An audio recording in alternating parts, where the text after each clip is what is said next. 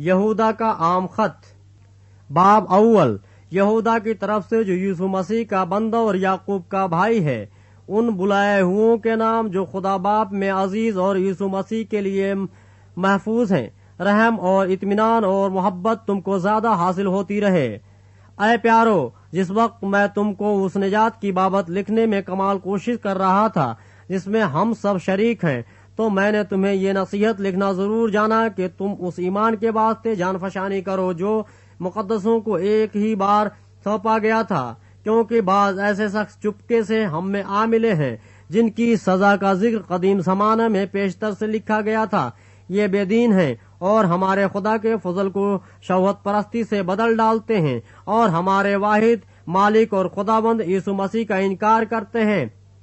बस अगरचे तुम सब बातें एक बार जान चुके हो, तो भी ये बात तुम्हें याद दिलाना चाहता हूँ कि खुदाबंद ने एक उम्मत को मुल्क मिस्र में से छुड़ाने के बाद उन्हें हलाक किया जो ईमान न लाए, और जिन फरिश्तों ने अपनी हुकूमत को कायम न रखा बल्कि अपने खास मुकाम को छोड़ दिया, उनको उसने दायमी कैद में तारीकी के अंदर रोज़े अजीम की अदालत तक रखा है।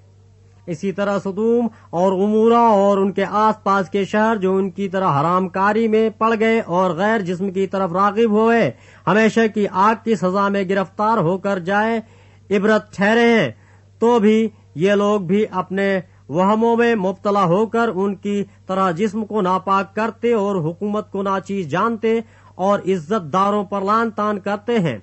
लेकिन मुकर्रिब फरिश्ता मिकाइल ने मूसा की लाश की बाबत इबलीस से बहस व तकरार करते वक्त लान तान के साथ उस पर नालिश करने की जरूरत न की, बल्कि ये कहा कि खुदाबंद तुझे मलामत करे।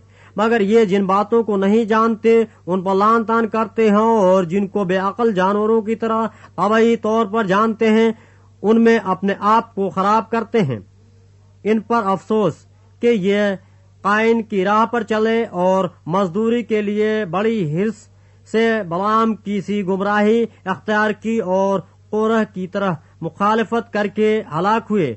ये तुम्हारी मोहब्बत की ज़ाब्तों में तुम्हारे साथ खाते पीते वक्त गोया दरिया की पोशीदा चट्टाने हैं। ये बेधड़क अपना पेट भरने वाले चरवाहे हैं। ये बेपानी के बादल हैं जिन्हें हवाएं उड़ा ले जाती हैं। ये पतझड़ के बेफल दरख्त हैं जो दोनों तरह से मुर्दा और जड़ से उखड़े हुए हैं। ये समंदर की पुरजोश मौजें हैं जो अपनी बेशर्मी की छाग उछालती हैं। ये वो आवारा गर्द सितारे हैं जिनके लिए अब तक बेहद तारीकी धरी है। इनके बारे में हुनूक ने भी जो आदम से 7वीं पुश्त में था ये पेशन गोई की थी कि देखो खुदामंद अपने लाखों मुकद्दसों के साथ आया ताकि सब आदमियों का इंसाफ करे और सब बेदीनों को उनके बेदीनी के उन सब कामों के सबब से जो उन्होंने बेदीनी से किए हैं और उन सब सख्त बातों के सबब से जो बेदीन गुनाहगारों ने उनकी मुखालफत में कही है कसूरवार ठहराए। ये बड़बड़ाने वाले और शिकायत करने वाले हैं और अपनी ख्वाहिशों के मुआफिक चलते हैं और अपने मुंह से बड़े बोल बोलते हैं और नफा के लिए लोगों की रवादारी करते हैं। लेकिन ऐ प्यारो, उन बातों को याद रखो जो हमारे खुदाबंद यीशु मसीह के रसूल पहले कह चुके हैं। वो तुमसे कहा करते थे कि आखिर जमाने में ऐसे ठट्ठा करने वाले होंगे जो अपनी बेदीनी की ख्वाहिशों के मुआफिक चलेंगे। ये वो आदमी हैं जो तफरके डालते हैं और नफसानी हैं और रूह से बेबहर। मगर तुम ऐ प्यारो अपने पाक तरीन ईमान में अपनी तरक्की करके और रूहुल कुद्स में दुआ करके अपने आप को खुदा की मोहब्बत में कायम रखो और हमेशा की जिंदगी के लिए हमारे खुदाबंद यीशु मसीह की रहमत के मुंतजिर रहो।